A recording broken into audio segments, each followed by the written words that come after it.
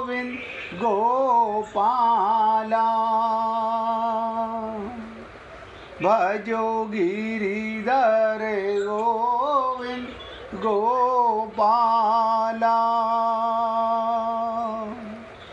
भजो मुरली मनोहर नंद लाला। भजो मुरली मनोहर नंद लाला। भजो गिरिधर गोविंद गोपाला। भजो गिरिधर गोविंद गोपाला। भजो मुरली मनोहर नंद लाला। भजो मुरली मनोहर नंद लाला। भजो गिरिधर गोविंद गोपाला। भजो गिरिधर गोविंद गोपाला। भजो मुरली मनोहर नंद लाला। भजो मुरली मनोहर नंद लाला। भजो गिरिधर गोविंद गोपाला। भजो गिरिधर गोविंद गोपाला। बोलिए वृंदावन बिहारी लाल की जय जय श्री राधे। जय जय श्री राधे। सभी भक्तों से निवेदन, बहुत एकाग्रचित होकर सत्संग के प्रत्येक शब्द को पूरी एकाग्रता के साथ हृदयंगम करें। एक एक शब्द पर ध्यान देने का प्रयत्न कीजिएगा। कल आपके साथ गीता के 3 अध्याय के 20वें श्लोक पर चर्चा चली, जिसमें मूल जोड़ था मनुष्य जीवन का उद्देश्य क्या है। इसके बाद में ये भी चर्चा चली उद्देश्य और फल इच्छा। मैंने तो अपनी तरफ से पूरा प्रयत्न किया। आप लोगों ने कितने गहराई से इसे समझा कि नहीं समझा, लेकिन मुझे खुशी होगी कोई एक भक्त भी बता पाए कि हमारा उद्देश्य और फल इच्छा में दोनों में अंतर क्या है। कोई भी भक्त बताना चाहे जीवन का उद्देश्य क्या है और फल की इच्छा, इन दोनों का अंतर क्या है।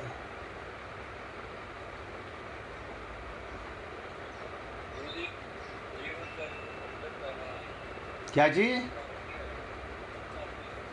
दोबारा बोलिए।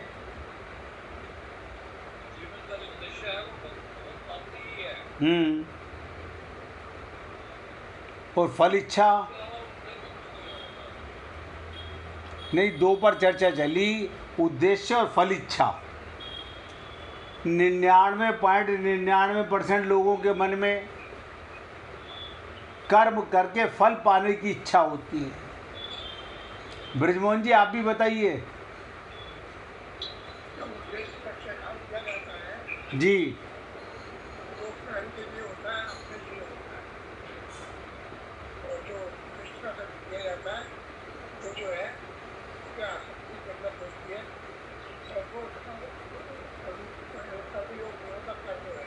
बहुत सुंदर। देखिए ब्रजमोहन जी ने दो बात बताई, कर्म और कर्म योग का अंतर। आपकी और हमारी दृष्टि में हम सब कर्म करते हैं, लेकिन कर्म में आसक्ति होती है और फल की इच्छा की आसक्ति होती है। हम कर्म ही कुछ पाने के लिए करते हैं। इससे मतलब ये साबित होता है हम लोगों को अपने जीवन का उद्देश्य का पता ही नहीं है। What is the aim of your life? ये शरीर मिला क्यों? क्या पाने के लिए हम सत्संग सुनते हैं?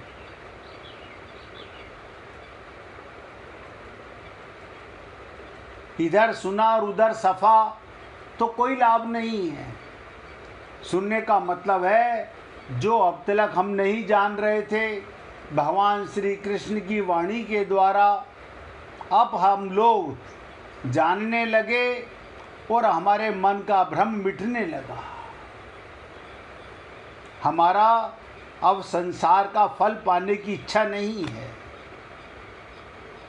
क्योंकि फल इच्छा समाप्त होने वाली है। कोई भी फल मिल जाएगा, क्या करोगे? उसको लेके नहीं जा सकते। मैंने कल भी कहा करोड़ों अरबों खरबों रुपए कमा लो, करोगे क्या? 10-20 का परिवार नहीं, 10,000 लोगों का परिवार इकट्ठा कर लो, करोगे क्या? सब छोड़ के जाओगे? तो जीवन का उद्देश्य ये तो नहीं है। लेकिन ये व्यक्ति तहा उम्र समझ ही नहीं पाता कि कर्म और कर्म योग में क्या अंतर है।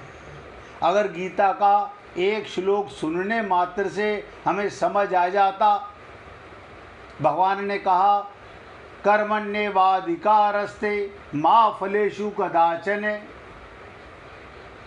कर्म करो, फल की इच्छा मत रखो। हमें भगवान की बात जची नहीं। ऐसे कैसे हो सकता है? हम तो कर्म ही फल पाने की इच्छा से करते हैं, अन्यथा हम कर्म क्यों करें? कर्म देखो, आज फिर दोबारा रिपीट कर रहा हूं।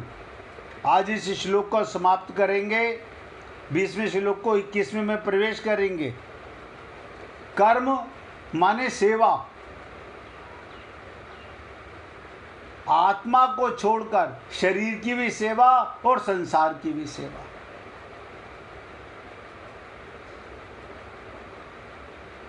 ये है, अगर आप कर्म शरीर की और संसार के लिए, और उद्देश्य हमारा योग आत्मा का परमात्मा से, ये कर्म योग हो गया। मैं आपको रटाना नहीं चाहता हूँ, मैं आपको गहराई से हृदय में ये चाहता हूँ कि हमारे हृदय में ये बात कूट कूट कर भर जाए। हम कोई पापी नहीं हैं। पूछिए मिश्रा जी। नहीं, कर्म योग में तो ये हुआ कि कर्म माने सेवा, अपने शरीर का भी और पूरे दुनिया का भी। बिल्कुल, बहुत सुंदर। और योग का मतलब है कि आत्मा का परमात्मा से जो मिलन हो वो योग। यस यस, यही चीज है। ये कर्मयोग हो गया। ये हो गया कर्म। देखो, कर्म करते हो फल की इच्छा के लिए, और योग में कोई फल का इच्छा नहीं, बस ये एक अंतर है। और सारी दुनिया फल पाने की इच्छा में कर्म कर रहा है। और इसीलिए भगवान ने सबको मौका दिया भगवत प्राप्ति का। आप सोचिए, 99.99% लोग यहाँ से बैरंग लौट जाते हैं, अपने उद्देश्यों को समझ नहीं पाते।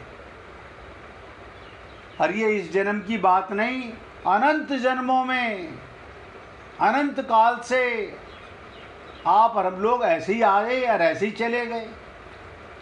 लेकिन कोई बात नहीं, इसका मलाल नहीं करना कि मैं बैरंग क्यों लौटा। मलाल इसका करो, अब वापस नहीं लौटना, संसार में नहीं आना। अब अपने जीवन का उद्देश्य भगवत प्राप्ति करके जाना है। मतलब अपने शरीर का सेवा करना भी कर्म। यस यस, शरीर आप थोड़ी हो। आप देखो, आप शरीर नहीं हो, शरीर की भी सेवा है। शरीर संसार का अंश है, माया का अंश है। उसका भी दवा करना, ट्रीटमेंट करना। बिल्कुल बिल्कुल बिल्कुल। आप इसे भोजन कराते हो, नहलाते हो, खिलाते हो, पिलाते हो, सुलाते हो, ये सेवा है शरीर की। लेकिन आप रखो, मान लीजिए कि आपने एक भगवान को रख लिया करते हैं, उनकी जो सेवा करते हैं वो किसमें आता है? बहुत सुंदर, बहुत सुंदर। आप सोचिएगा, आपको आत्मज्ञान हो गया हाँ, तो परमात्मा के साथ जो पूजा अर्चना वो प्रेम है, वो योग है। और अगर आप अपने को शरीरी मानते हो तो जैसे शरीर को निलाते हो वैसे भगवान जी को निलाते हो। क्योंकि जब मुझे अपना ही पता नहीं है मैं कौन हूँ तो भगवान का कैसे पता चलेगा। हम मंदिर जाते हैं, सब जाते हैं मंदिर में। अब आप सोचिए, आप मिट्टी के शरीर को मैं मानते हो और मूर्ति को भगवान मानते हो। उस मूर्ति में छिपा हुआ अमूर्त अमृत परमात्मा का कौन ध्यान करेगा जिसे आत्मा का ज्ञान नहीं है।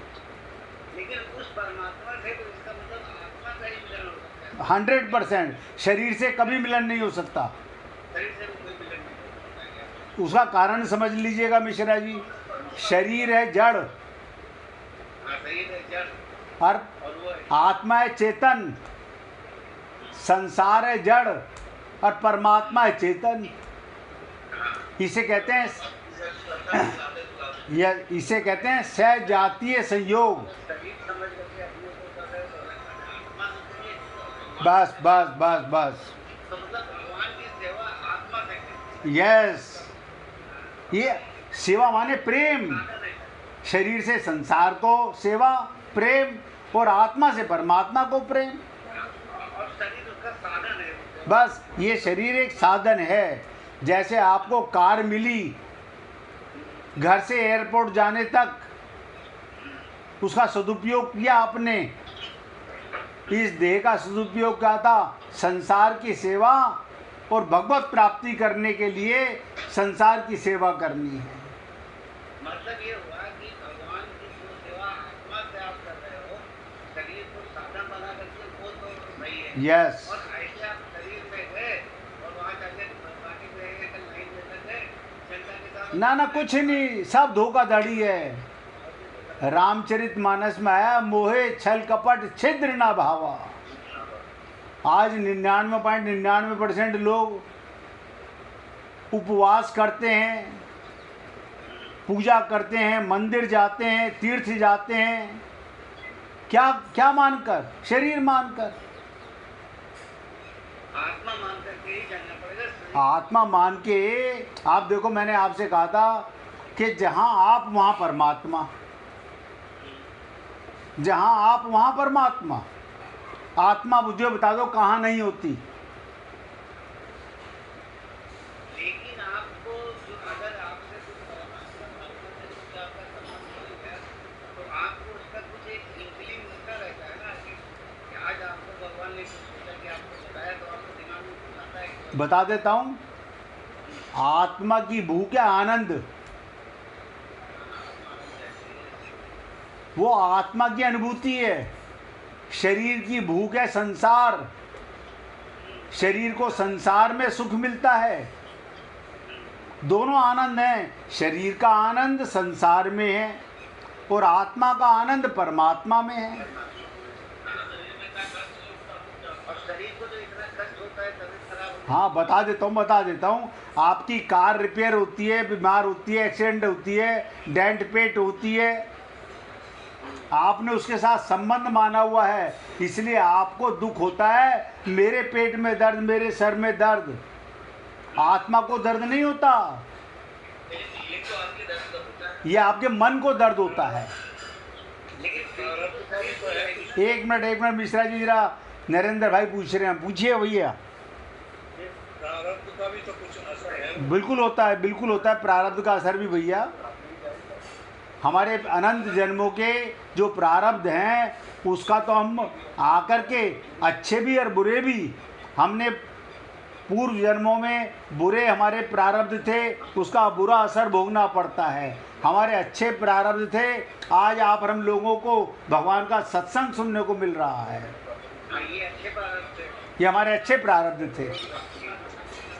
अच्छा, जितना प्रारब्ध था उसको तो आपको पूरा है, और अगर पूरा नहीं हो पाया तब तो हाँ, बता देता हूँ, कोई बात नहीं, इसका मलाल मत कीजिए। इस जन्म में आप भगवान के शरणागत हो गए तो भगवान ने कहा मैं तेरे अनंत जन्मों के अनंत कोटि पाप जला के राख कर दूंगा। नहीं, तो मतलब अभी इस जैसा आप तो अकाउंट आदमी हो, तो आपकी जो पहले स्ट्रीम है, आप पहले मान लीजिए एक्स क्वांटिटी का प्रोडक्ट लेके आए, मतलब गलत चीज, जी जी एक तो आप उसको भोगेंगे, और मान लो जो इस जन्म में भी एक वाई क्वांटिटी आपने मतलब कुछ गलत काम किए, जो भी पूछा, तो एक्स प्लस वाई का पद लोगे, खाली एक्स का? बता देता हूँ। जिस दिन आप शरणागत हो गए, इसी जन्म में जिस दिन शरणागत हो गए, आपके शरीर तो भोगेगा, फिर आपको अनुभव नहीं होगा अपने उस दुख का। शरीर बीमार होगा, आप कहोगे मैं बीमार नहीं हूँ, मेरा शरीर बीमार है। आप डॉक्टर के सामने जाके यही बोलते हो, डॉक्टर साहब मेरे शरीर में बहुत दर्द है। ये नहीं बोलते मैं को दर्द है, आत्मा को नहीं दर्द होता, शरीर को दर्द होता है। डॉक्टर के पास गए तो बोले कि हमारे हाथ में दर्द, मेरी टांग में दर्द, मेरी आंख में दर्द, मेरे कान में दर्द, मेरी नाक में दर्द। ये नहीं कहते कि उसको दर्द है, बस। ये कहते हैं कि उसको दर्द हो रहा है, क्योंकि उसको दर्द होता ही नहीं है। कुछ माने आप। यस, इसी के लिए आप सोचिए, अनंत जन्म गुजर गए। पूछिए ब्रजमोहन जी, आप भी पूछिए भैया जी। हाँ,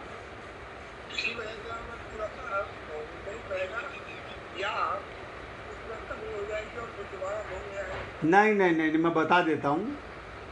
भगवान कहते हैं गीता के 18वें अध्याय के 66वें श्लोक में, सर्वधर्माणि परित्यज्य। धर्म का मतलब मुझे धारण करना, और आप हम लोग पता नहीं कौन कौन से धर्मों को अपना रहे हैं। पर भगवान कहते हैं सर्वधर्माणि परित्यज्य, इन सब का त्याग कर। फिर क्या करूं प्रभु? माम एकम शरणम ब्रज। अच्छा, मैं आपकी शरण में आ जाऊं तो क्या होगा? भगवान ही बता रहे हैं, अहम त्वाम सर्व पापेभ्यो, मैं तेरे सारे अनंत जन्मों की पापों की फाइल जला के राख कर दूंगा। अहम, भगवान कहते हैं ना, एक पल नहीं लगेगा। अहम त्वाम सर्व पापेभ्यो और मोक्षयिष्यामि मा शुचे, इसमें संशय मत करना। अर्जुन ने कहा भगवान से, प्रभु आप मेरे पाप समाप्त कर देना, पुण्य क्यों समाप्त कर रहे हो? ध्यान से सुनिएगा। अर्जुन ने फिर भी बुद्धि लगाई, जैसे आप हम लोग बुद्धि लगाते हैं कि आप मेरे पाप तो मिटा देना भगवान, लेकिन जो मैंने पुण्य किए उनको मत मिटाना। बोले अरे नालायक, जब मैं मिल गया तो पुण्य का करेगा क्या? सबसे बड़ा पुण्य तो भगवत प्राप्ति है। हाँ, तो वही कह रहा हूँ। लेकिन हम क्या सोचते हैं, हमारी कमाई ना छिने। कौन सी कमाई? जो हमने छल कपट छिद्र करके अपने मन में ये पाप भर लिया। अभी ब्रजमोहन जी ने पूछा कि फिर प्रारब्ध भोगने आना पड़ेगा? बिल्कुल नहीं आना पड़ेगा। शरणागति के बाद में भगवान के इन शब्दों पर विश्वास करो, अहम त्वाम सर्व पापेभ्यो मोक्षयिष्यामि मा शुचे, मैं तुम्हारे पाप की सारी फाइलें जला के राख कर दूंगा। क्यों? क्योंकि अब तू शरीर में रहता है, अपने को शरीर नहीं मानता, तो शरीर के सारे प्रारब्ध खत्म हो गए। अब तुझे आत्मज्ञान हो गया, मेरी अनुभूति हो गई भगवत प्राप्ति। तो मतलब ये है कि जब आप मोह माया दुनिया के सिवा आपका संबंध समाप्त हुआ, तभी आपको शरणागति का अनुभव कैसे हो? बता देता हूँ, एक मिनट जरा ब्रजमोहन जी का भी सुन लें, अभी बताता हूँ आपका। बोलिए ब्रजमोहन जी। ये आ गया है ना ना बता देता हूँ। प्रारब्ध शरीर को भोगना पड़ेगा, लेकिन दोबारा जन्म नहीं मिलेगा शरीर को शरणागति के बाद में। वही तो भागवत आएगा। हाँ, द्वारा प्रारब्ध भोगने नहीं आना पड़ेगा। ये जो इस शरीर का प्रारब्ध वही सिर्फ भोगना पड़ेगा। ऐसा होता है तो पाप तो ये होगा पिछली बार और इस जीवन में जो पाप किया उसका प्रारब्ध वही बता तो रहा हूँ, भगवान ने कहा ना कि जब तू मेरी शरणागति में हो गया, जब तक नहीं था शरणागति तो मैं तेरे पाप नोट करता था, पुण्य नोट करता था, उसका फल देता था। जब तू शरणागत हो गया तो मैंने तेरी ब्लैक लिस्ट फाड़ के आग लगा दिया, मेरे पास कोई रिकॉर्ड नहीं है पुराना। और कभी नहीं जाए तो शरणागत नहीं हो तो फिर अपना चलता रहेगा। हाँ, ऐसे ही चलता रहेगा। अनंत जन्मों से आप हम लोग ऐसे ही तो होते आ रहे हैं। करोड़ों कल्प गुजर गया हमारा, हमें हर जन्म में संत महात्मा मिले, लेकिन हमने उनकी बातों को समझा नहीं, जीवन में उतारा नहीं। और अभी भी बहुत से लोग ये सोचते हैं शायद भगवान को ठग लेंगे, और अन्यथा तो भगवान ने कहा अंतमति सो गति। अगर अंतिम समय, देखिए आप लोगों ने सुना अजामिल पापी भागवत में आती है कथा। कान्य कुछ ब्राह्मण होकर के अनंत पाप किए, लेकिन जैसे ही सत्संग के द्वारा उसका विवेक जाग गया, उसने तुरंत सब कुछ त्याग कर भगवान की भक्ति करने लगा। और देखिए भागवत में उसकी कथा का श्री गणेश हो गया। हाँ, जैसे हमारे बहुत सारे परिवार रहते हैं, नंबर 2 का पैसा कमाए और 2 करोड़ रुपए दे दिए मंदिर को। वो आपका और उसका किसी का नहीं हो, तो सब पागलपने के काम है। आज वृंदावन में बांके बिहारी के मंदिर में रोज बंगले सजेंगे 4 महीने तक, और लोग पता है क्या कहते हैं, हम अपनी पाप की कमाई का 1% भगवान को साझेदार बना लेते हैं। वो हमारे भी एक ग्रुप में फरीदाबाद से जितना प्रॉफिट होता है वो इसमें मैं बता ही रहा हूँ ना, ऐसे बहुत से लोग हैं। बस बाकी बिहारी जी उसके पार्टनर है। हाँ, बस कोई बात नहीं। भगवान आपके पाप के पार्टनर नहीं होते। अच्छा, हाँ, चलिए भैया, जाके जो मिलते हैं वहाँ दर्शन करते हैं उसका तो कुछ है ना। वो आप समझे नहीं। अब मैंने आपको क्या कहा, अगर शरीर मान के जाओगे तो मूर्ति का दर्शन होगा, आत्मा से जाओगे तो परमात्मा का दर्शन होगा। बस सिंपल सी बात है। अब देखो, आपको आत्मज्ञान हो गया, यहाँ आपको घर बैठे बैठे बम्बई में भी कहते हैं ना, यार की तस्वीर, भगवान से यारी कर ली, आत्मज्ञान हो गया।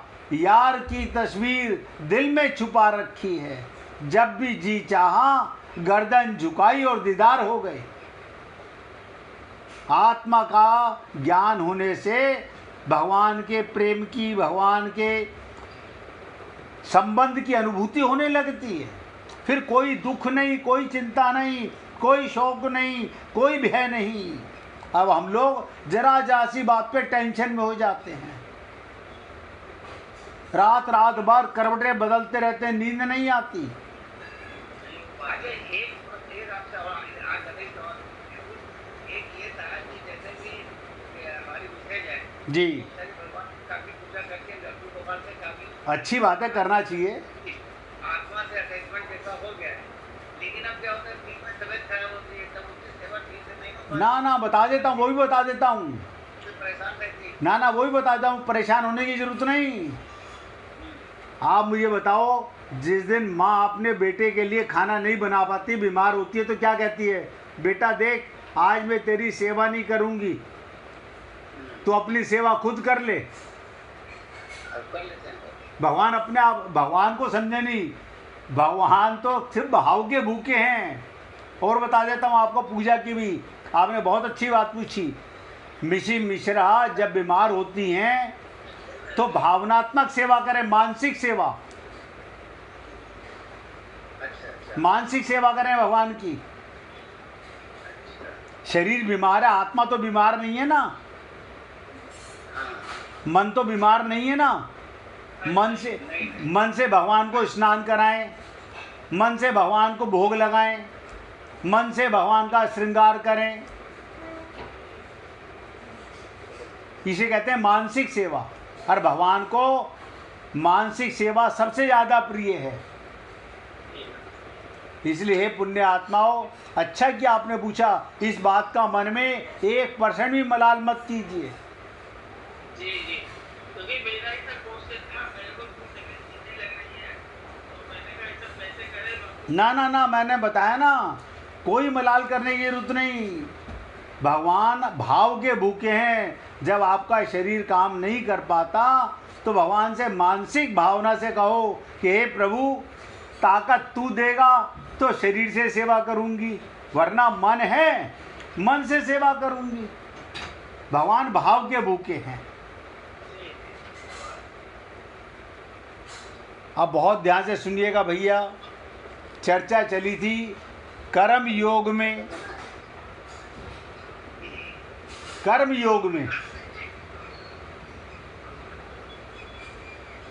कर्म माने जड़ से संबंध विच्छेद उद्देश्य रखकर, यानी आप अपने शरीर के साथ अपना संबंध मत मानो, क्योंकि शरीर मिला हुआ एक साधन है और आप हैं चेतन आत्मा। अपना उद्देश्य रखकर कि मुझे शरीर से, संसार से, जड़ वस्तु से अपना संबंध नहीं रखना, क्योंकि मैं हूँ चेतन। ये सारा संसार, संसार का सारा सामान सिर्फ सेवा करने के लिए मिला है। अब देखिए, आप हम लोगों को शरीर मिला, इस शरीर में आप हम लोग सत्संग सुन पा रहे हैं। इस सत्संग से हमारा विवेक जागता है, हमें आत्मज्ञान होता है। अगर शरीर नहीं मिलता तो आत्मा कैसे सत्संग सुनती।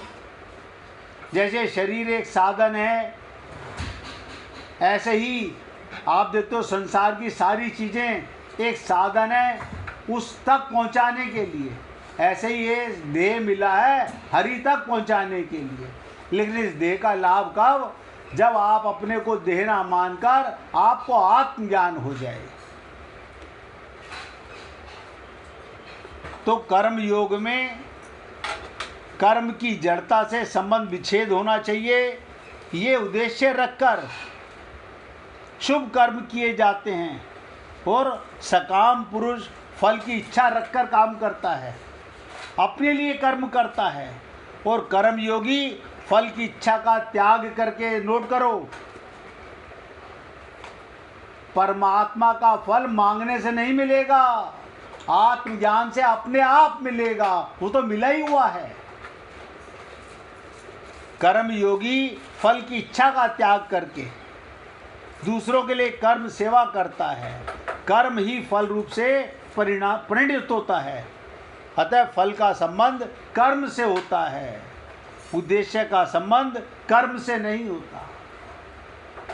निष्काम भाव पूर्वक केवल दूसरों के हित के लिए कर्म करने से परमात्मा दूर हैं, ये धारणा दूर हो जाती है। परमात्मा आपसे कभी दूर नहीं है। अब देखिएगा, आपने जितने भी प्रश्न किए, बिना परमात्मा के आप प्रश्न नहीं कर सकते हैं। बिना आत्मा के आप प्रश्न नहीं कर सकते। बिना आत्मा के मैं बोल नहीं सकता।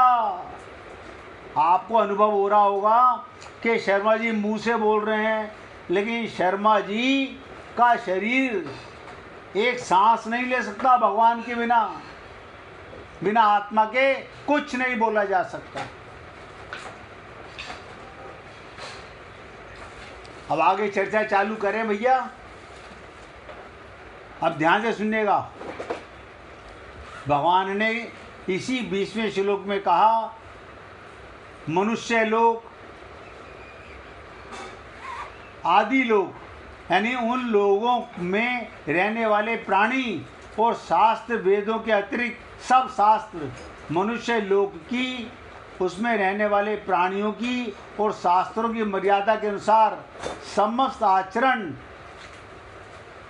का होना लोक संग्रह है।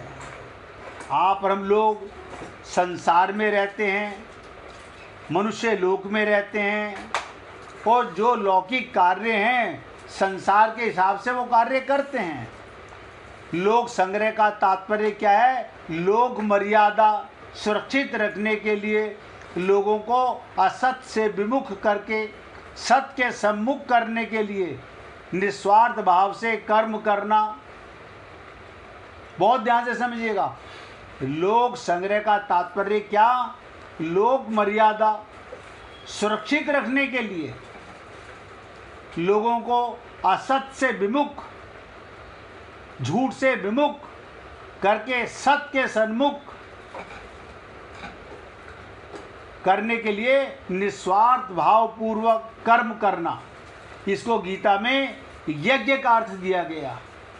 जब आप कर्म करते हो, निष्काम भाव से करते हो, निस्वार्थ कर्म करते हो, सेवा के लिए कर्म करते हो, तो कर्म ही यज्ञ है।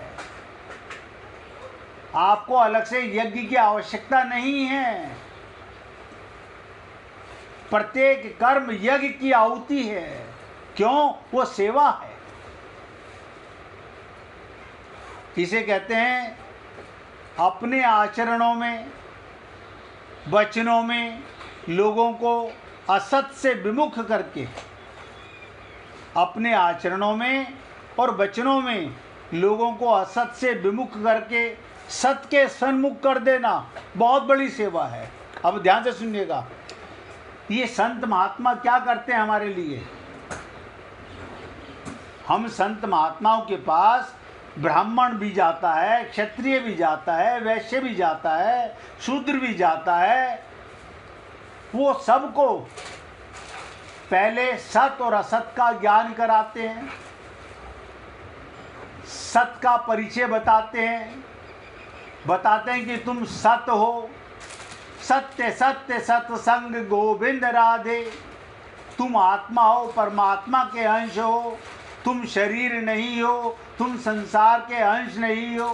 अब आप बताइए, ये बातें हम जब गुरु की शरण में नहीं गए थे तब भी हम हनुमान चालीसा पढ़ते थे, आरती करते थे, मंदिर जाते थे और न जाने सुंदरकांड और रामायण का पाठ भी कभी कभी कर लिया करते थे। लेकिन नतीजा ठन ठन गोपाल था।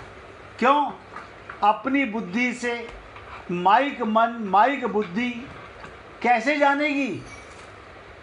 वो तो अपने को शरीर मानती है, स्त्री मानती है, पुरुष मानती है, ब्राह्मण क्षत्रिय वैश्य शूद्र मानती है, अपने को व्यापारी मानती है, पैसे वाला गरीब और अमीर मानती है। उसे पता ही नहीं था सत्य क्या है और असत क्या है। ये तो जब हम किसी गुरु की शरण में गए, उन्होंने हमारे से परिचय कराया, तब हमें ज्ञान हुआ कि सत्य क्या है और असत क्या है। इसलिए हे पुण्य आत्माओं, छोटी छोटी सी बातें हैं। मुझे तो नहीं पता चला पुस्तकें पढ़ने से कि मैं आत्मा हूं। हो सकता है आप लोगों को इसका ज्ञान हुआ हो, लेकिन गुरु की शरण में जाके परिपक्वता आती है। अब 1 मिनट भगवान का कीर्तन कीजिए, फिर आगे चर्चा करेंगे। गोविंद गोविंद गोपाल भज मन गो